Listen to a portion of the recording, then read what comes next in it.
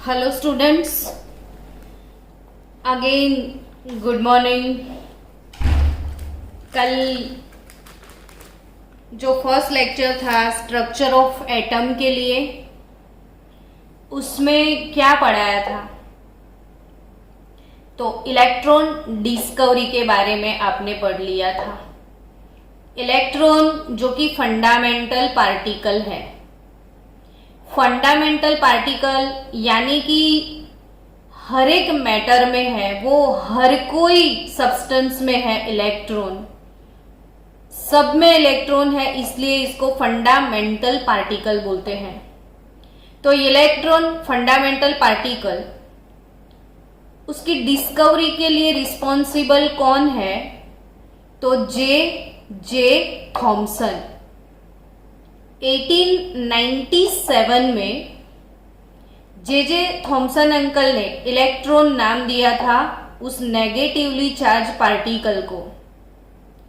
और वो negative charge particle जो है इलेक्ट्रॉन, वो कैथोड रे जो है, कैथोड रे ट्यूब जो कि क्रुक्स ट्यूब था पहले, तो वो ही कैथोड रे ट्यूब जो है, उसमें कैथोड में से जो नेगेटिवली चार्ज्ड रेज मिले थे, तो वो जो कैथोड रे है कंसिस्ट ऑफ इलेक्ट्रॉन, और वो नेगेटिवली चार्ज वाले पार्टिकल्स थे। अब वही पार्टिकल को अगर इलेक्ट्रॉन नाम दे दिया, तो वो इलेक्ट्रॉन के ऊपर नेगेटिव चार्ज तो है, लेकिन वो चार्ज कितना है, कितना है चार्ज, कितने अमाउंट में है चार्ज, तो वो चार्ज कैसे पता चले?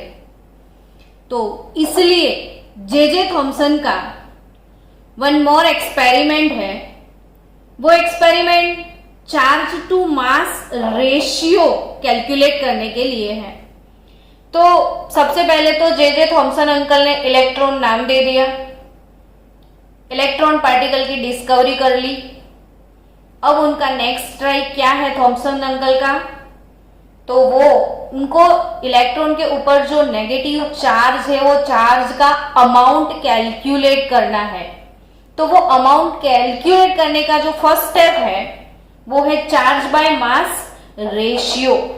और ये charge by mass ratio E by M, E यानी कि चार्ज, E यानी charge of electron, ME mass of electron. तो charge upon mass ratio of electron कितना है? तो 1.758820, ये याद रखना है आपको figure, 1.758820 into 10⁻11 coulomb per kg, coulomb per kg. ये चार्ज कूलम्ब यूनिट में होता है, मास केजी में लेते हैं, तो कूलम्ब अपॉन केजी यानी कि कूलम्ब पर केजी उसका यूनिट होगा। अब 1897 की बात करें, तो ब्रिटिश फिजिसिस्ट जे थॉमसन ने charge by mass ratio calculate करने के लिए जो एक्सपेरिमेंट किया था, वो एक्सपेरिमेंट को डिटेल में समझते हैं। एक्सपेरिमेंट में क्या लिया था उन्होंने? तो एक ट्यूब था,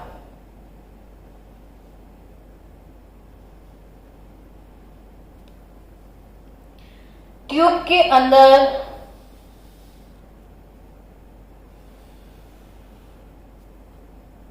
ये ग्लास ट्यूब होता है, और उसके लास्ट में ये जो स्क्रीन है, ये पूरा स्क्रीन फ्लोरेसेंट स्क्रीन बनाया गया था। ये स्क्रीन कैसा था? फ्लोरेसेंट स्क्रीन था। फ्लोरेसेंट क्या होता है वो कल हम पढ़ चुके थे। Zinc sulphide as a fluorescent substance use करते हैं हम, और जो जिंक सल्फाइड का स्क्रीन अगर यहाँ पे हम यूज करते हैं, तो आपको तो पता है कैथोड रे जो है वो इनविजिबल थे, लेकिन ये विजिबल कैसे हुए? तो जो रे यहाँ पे जब वो हीट करता है, तो थोड़ा स्पार्क होता है, और स्पार्कलिंग की वजह से हमको पता चलता है कि यहाँ पे कुछ स्ट्राइकिंग हुआ था, हीट हुआ था तो वो कैथोड रे है या कैथोड पार्टिकल्स है। तो ये फ्लोरेसेंट स्क्रीन बनाया है। अब इसमें करना क्या है, तो यहाँ पे एक प्लेट डाला हुआ है जो कि कैथोड का प्लेट है। यहाँ पे अगेन एक प्लेट यूज किया है, मेटल प्लेट, और इसमें एक छोटा सा हॉल बना दिया है। ये परफोरेटेड है, परफोरेटेड यानी कि उसमें छोटे छोटे हॉल होते हैं। ये कैथोड वाला प्लेट है, ये एनोड वाला प्लेट है। कैसे पता चले ये कैथोड ये एनोड, तो उन दोनों को बैटरी के साथ कनेक्ट करना होता है। बैटरी के साथ आप कनेक्ट करो, ये नेगेटिव, ये जो छोटा पोल होता है ना वो नेगेटिव, और नेगेटिव यानी कैथोड, और ये बड़ा जो है हम सिंबल दिखाते हैं ये एनोड, पॉजिटिव, ये नेगेटिव। तो यहाँ पे इलेक्ट्रिक फील्ड अप्लाई किया गया है, इसको कैथोड बनाया है, इसको एनोड बनाया है। अब कैथोड एनोड, कल हमने ये ट्यूब तो ऑलरेडी पढ़ा था। यहां से जब हाई वोल्टेज प्रोवाइड होता है इवैक्यूएटेड ट्यूब में से, तो कैथोड रे एमिट होते हैं, और जब ये कैथोड रे एमिट होते हैं तो ये ड्यू टू दिस हॉल यहां से ये पास होके सीधा सीधा ये पॉइंट ए के ऊपर हीट करते हैं। तो यहाँ पे हीटिंग उसका हुआ पॉइंट ए के ऊपर। अब पॉइंट ए, टेक्स्ट बुक में पॉइंट बी दिया है, क्या फर्क पड़ता है अपने को, ए दो, बी लिखो, सी लिखो, what ever, here it is a point. अब ये सीधी सी बात, एक्सपेरिमेंट समझ में आया, एनोड लिया, कैथोड लिया, हाई वोल्टेज दिया जो कि कल पढ़ा था, ये कैथोड रे निकला, और कल हम इसकी प्रॉपर्टी में पढ़ चुके थे कि जो कैथोड रे है वो स्ट्रेट लाइन में, उनके वो स्ट्रेट लाइन में जाते हैं, यानी कि उनका मोशन स्ट्रेट लाइन में होता है, तो इट फॉलो स्ट्रेट लाइन। अब क्या करना है, तो यहां पे एक प्लेट लगाना है।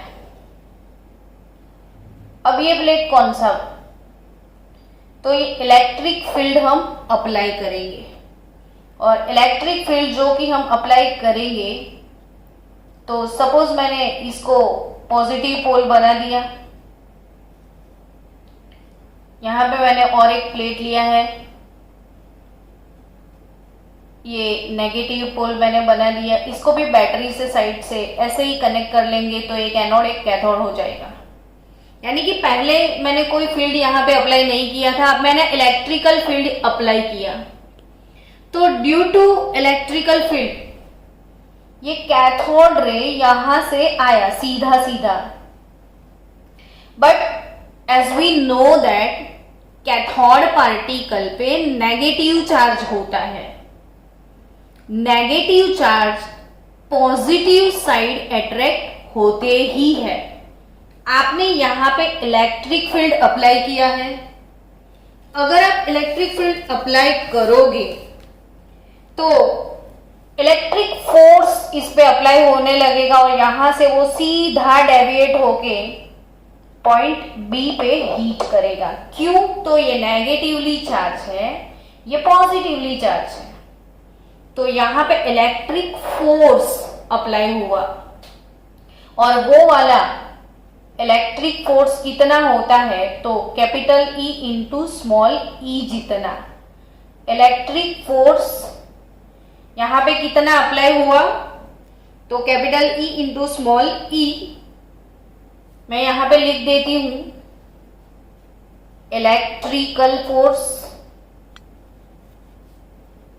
यहां पे अप्लाई होता है कितना, तो कैपिटल ई इंटू स्मॉल ई, और यहां पे कैपिटल ई यानी कि स्ट्रेंथ ऑफ इलेक्ट्रिकल फील्ड, और स्मॉल ई ये स्ट्रेंथ ऑफ इलेक्ट्रिकल फील्ड, और ये small E charge of electron है।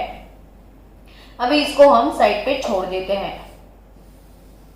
चलो, तो ये electric, due to electric force जो सीधा सीधा कैथोड पार्टिकल को आना है वो डेविएट होता है अपने रास्ते से, जो डिफ्लेक्शन हुआ इसका, ये ऊपर की तरफ है, इसको डेविएशन बोलते हैं।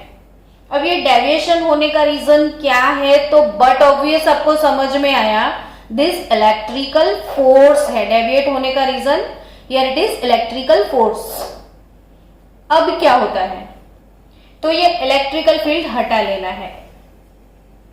हटा लेने के बाद अब हमको क्या करना है, तो सिर्फ और सिर्फ मैग्नेटिक फील्ड अप्लाई करना है। इलेक्ट्रिक फील्ड मैंने हटा लिया। अब मुझे क्या करना है, यहां पे तो सेम वे मैंने एक ट्यूब बना दिया, ये एनोड है अपना, ये कैथोड है अपना, यहां से रे आ रहा, मतलब कैथोड रे निकल के आए, इसको वो बैटरी लगा दो, वो सब। पहले मैंने इलेक्ट्रिकल फील्ड अप्लाई किया था, अब मुझे इलेक्ट्रिकल फील्ड अप्लाई नहीं करना है, मुझे मैग्नेटिक फील्ड अप्लाई करना है। यानी कि यहां पे मुझे मैग्नेट रखना है। मैग्नेटिक फील्ड मुझे कैसे अप्लाई करना है वो देखो, मेरे पास इतना अच्छा फिगर मैं नहीं बना पा रही हूं।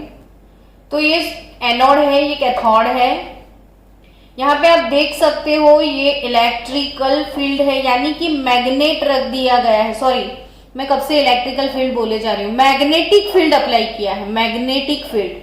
यहाँ पे मैग्नेट रखा है तो बट ऑब्वियस आसपास मैग्नेटिक फील्ड अप्लाई किया है। ये इसका नॉर्थ पोल है, ये इसका साउथ पोल है। अब जो कि ये मैग्नेटिक फील्ड अप्लाई किया तो मैग्नेटिक फोर्स लगेगा। इलेक्ट्रिकल फील्ड आप अप्लाई करते थे तो इलेक्ट्रिकल फोर्स लगता था उस पे। मैग्नेटिक फील्ड अप्लाई किया तो कौन सा फोर्स लगेगा, मैग्नेटिक फोर्स। तो यहां पे कुछ नहीं करना है। अब मुझे यहां पे क्या रखना है, तो मैग्नेट रखना है, मैग्नेटिक फील्ड, तब ये हटा लेना है, ठीक है। अब जब मैग्नेटिक फील्ड अप्लाई करते हैं तो कैथोड रे ऐसे सीधे सीधे सीधे सीधे आते हैं और यहां से सीधा पॉइंट सी पे हीट करते हैं। यानी कि मैंने अभी क्या रखा, यहां पे नॉर्थ पोल मैंने लिया है और यहां पे मैग्नेट समझो कि ऐसे यहां पे भी रख दिया मैंने, तो ये साउथ पोल है। और due to this magnetic effect, magnetic force लगा इसको, तो यहां सीधा आने की बजाय वो पॉइंट सी पे हीट करेगा।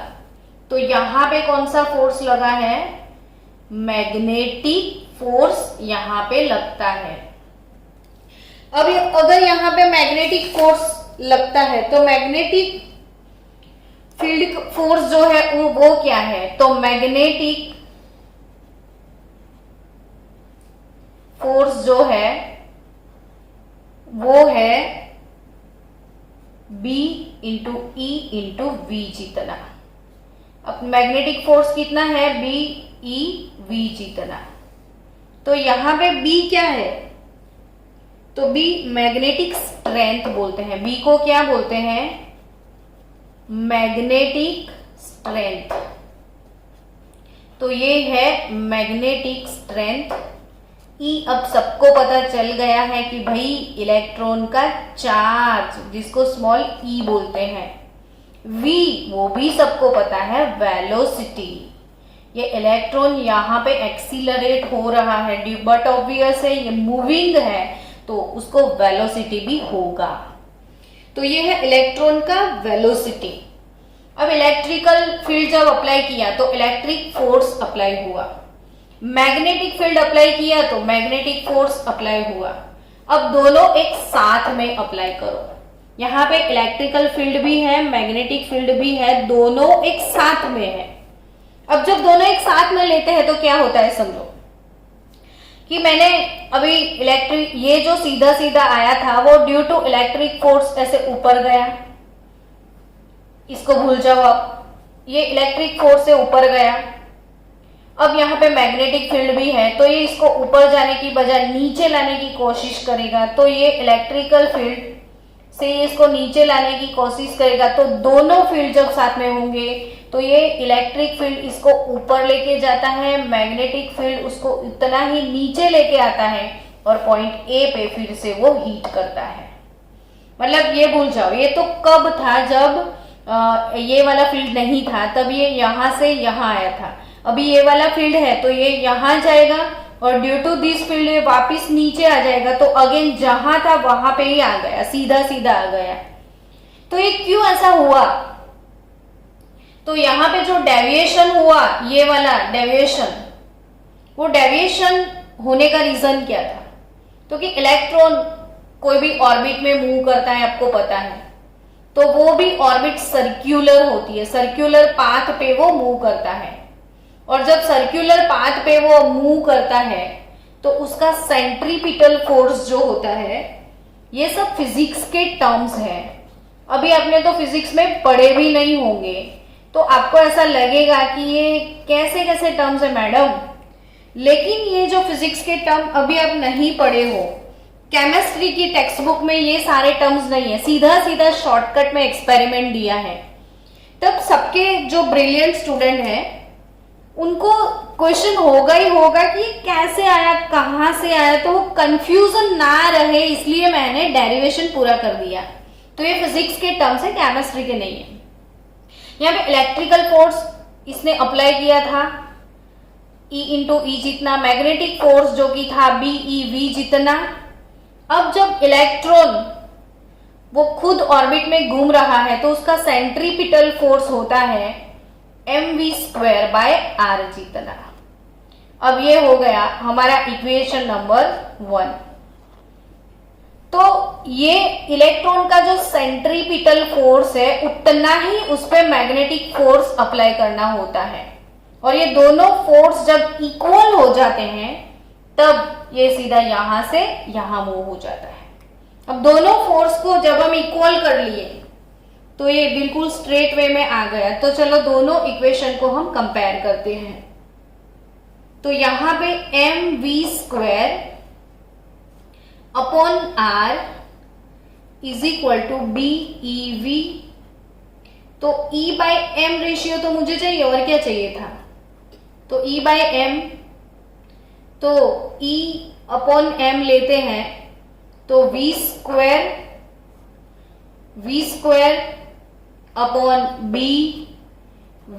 इंटू r हो गया। तो v²/BV r हो गया, तो v कट हो गया, तो E/m कितना हुआ? तो v/br जितना हुआ। E/m कितना हुआ? v/br जितना। अब E/m अगर v/br जितना है,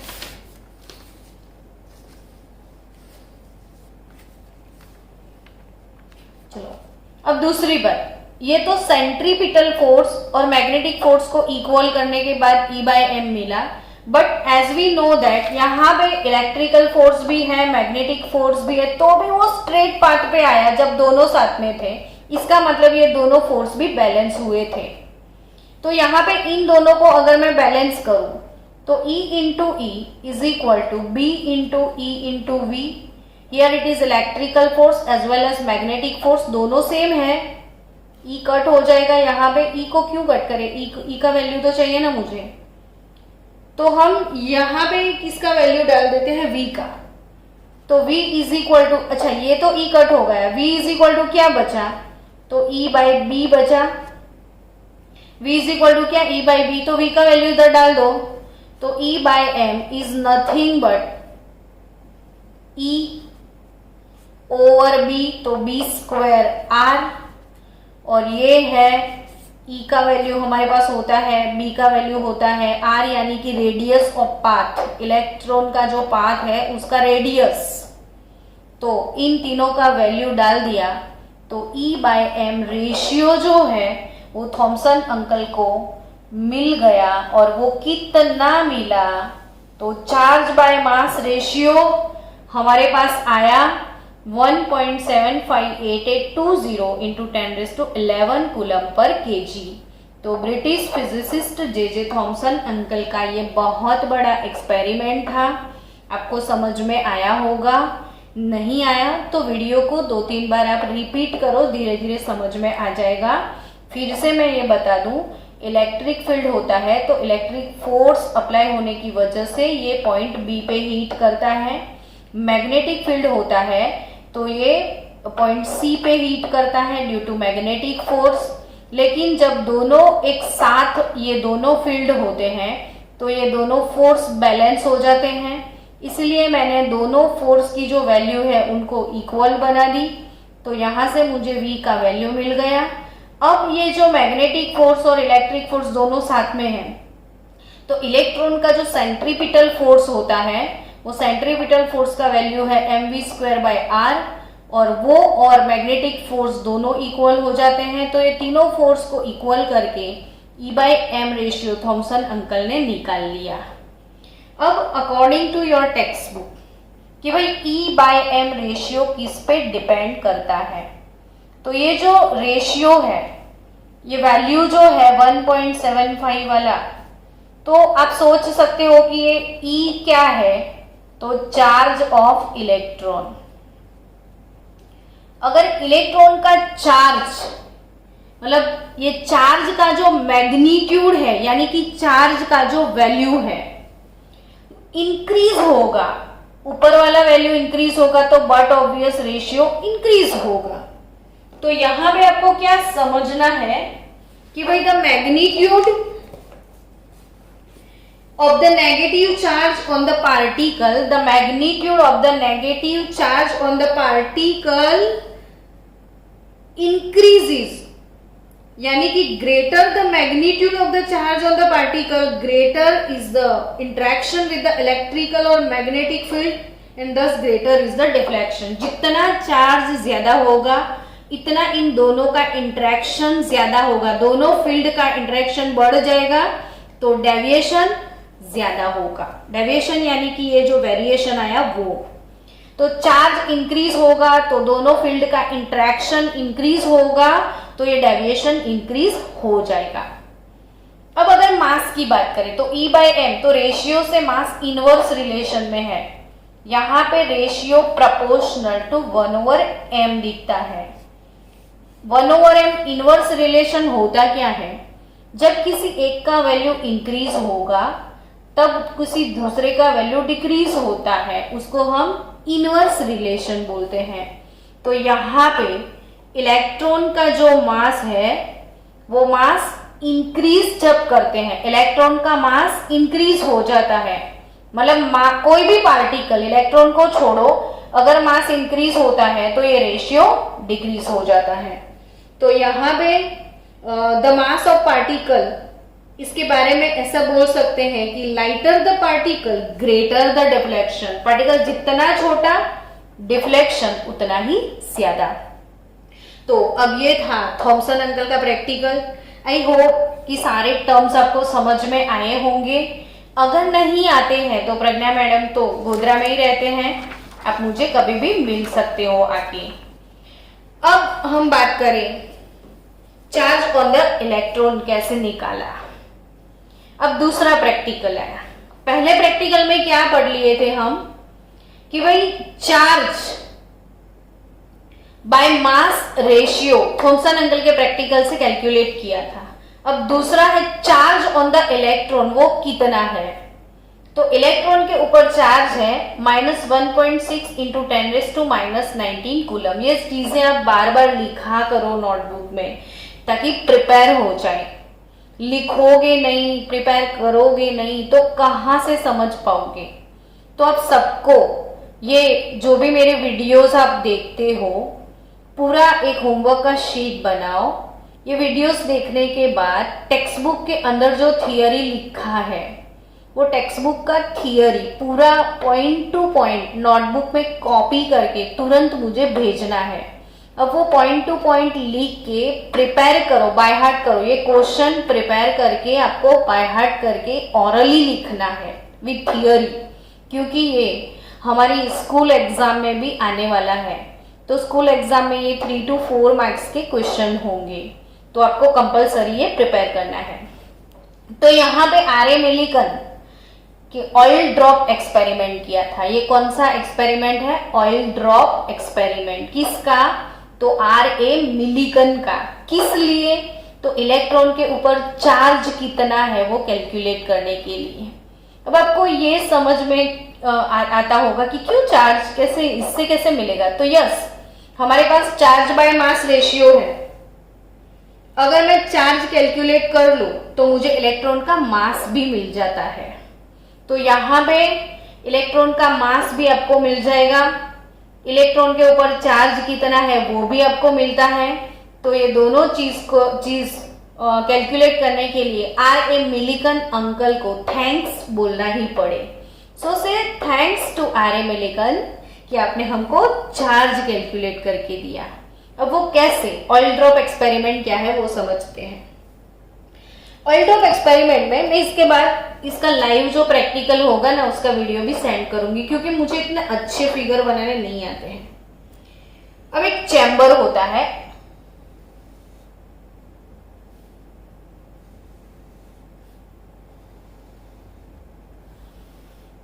ऐसा एक चैम्बर होगा।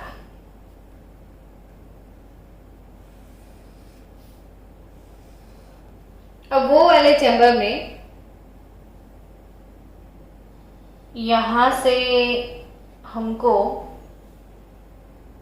एटोमाइजर रखना होता है। यहाँ पे एटोमाइजर है, एटोमाइजर, और यहाँ पे एक बॉटल रखा गया है जिसमें ऑयल होता है, ऑयल भरा हुआ है। ये मिलिकन का ऑयल ड्रॉपलेट प्रैक्टिकल है। तो ये बॉटल में ऑयल भर के रख दिया और इसको ना हम ऐसे प्रेस करेंगे ना तो यहाँ से स्प्रे होगा। आपके घर में स्प्रे का बॉटल होगा, तो जैसे हम उसके स्प्रे का बटन प्रेस करते हैं तो अंदर से कैसा स्प्रे बाहर निकलता है, ड्रॉप्स ड्रॉप्स निकलते हैं परफ्यूम के, वैसे ही यहाँ पे ऑयल के ड्रॉप्स निकलेंगे।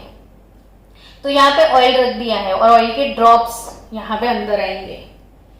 अब यहाँ पे ये चैम्बर में किया क्या है, तो चैम्बर में यहाँ पे विजन के लिए टेलीस्कोप रखा होता है। ये एटोमाइजर है,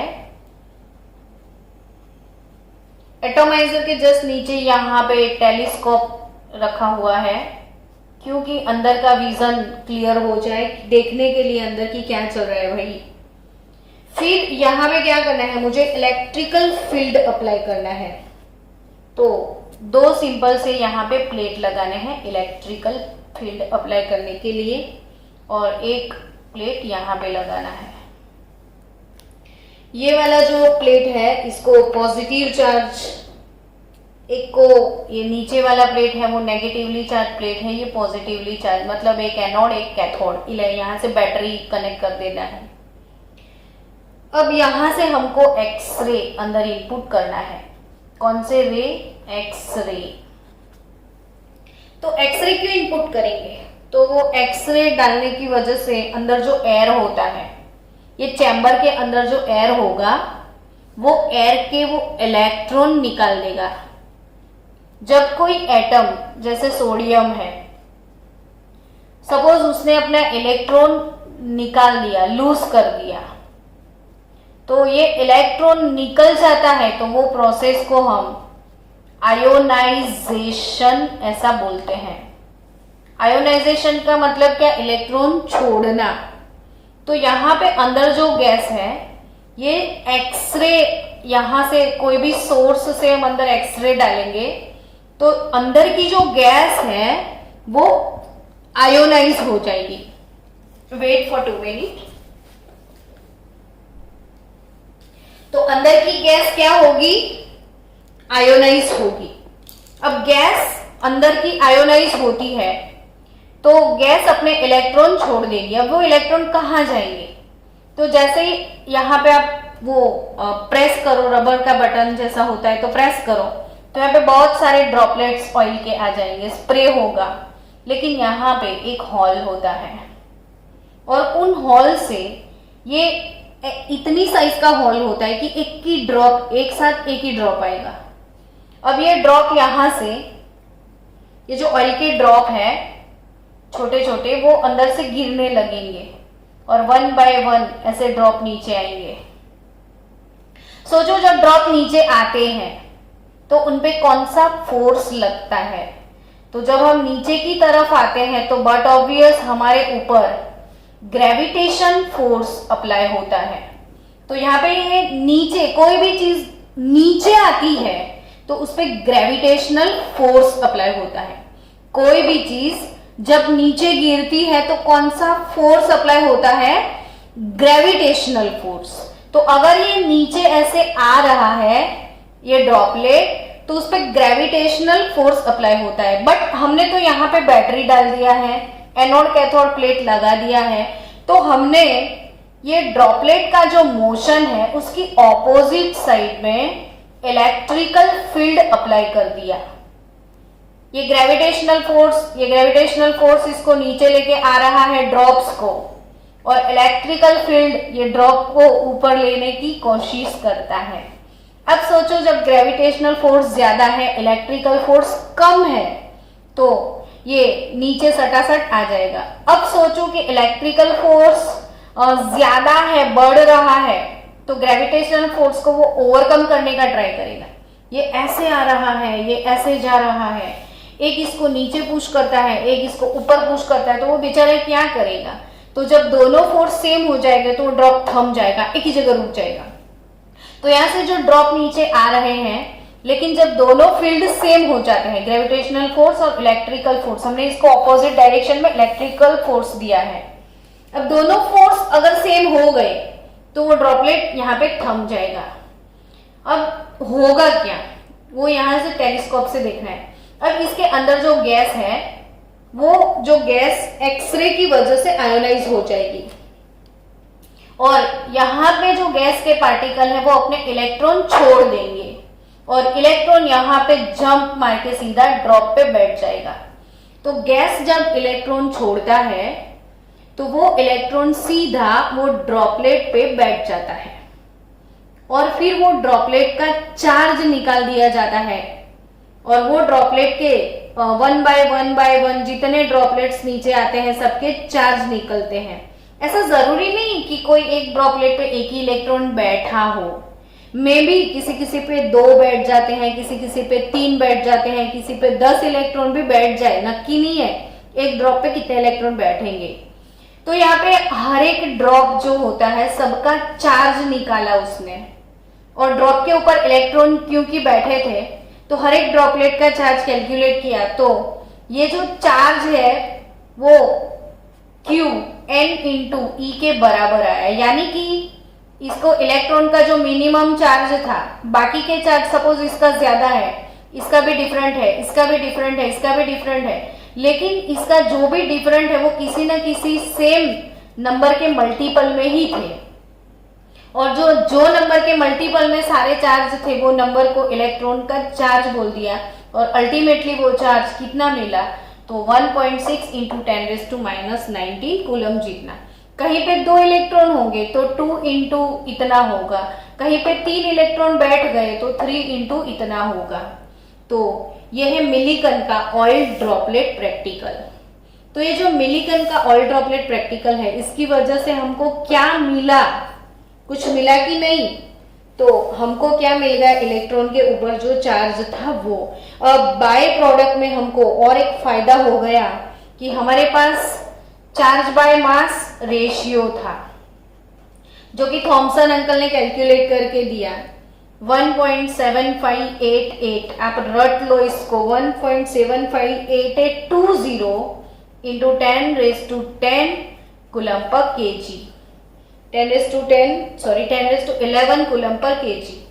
अब चार्ज बाय मास रेशियो मिल गया, चार्ज भी मिल गया, -1.6 इंटू 10⁻19 कूलम। तो इससे हमको फायदा हो गया, मास ऑफ इलेक्ट्रॉन हमको मिल गया, और वो कितना? तो E/E/me जितना चार्ज अपॉन रेशियो कर दिया। तो चार्ज था 1.6 इंटू 10⁻19 कूलम, मास था 1.758820 इंटू 10⁻11 कूलम पर केजी। तो कूलम भी कट हो गया, पर केजी था वो ऊपर गया। तो मास ऑफ इलेक्ट्रॉन हर एक सम्स में हमें यूज करने हैं, कभी भी भूलियो मत। 9.1094 इंटू 10⁻31 केजी। तो यहां पे इलेक्ट्रॉन का मास कितना है, तो 9.1094 इंटू 10⁻⁻31 kg।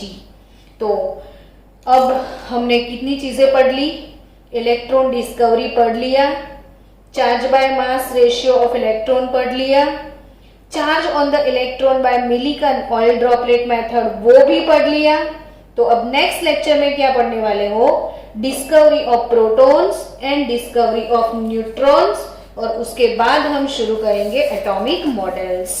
तो ये काफी इंटरेस्टिंग चैप्टर है, स्टेप बाय स्टेप पढ़ने में मजा आएगा।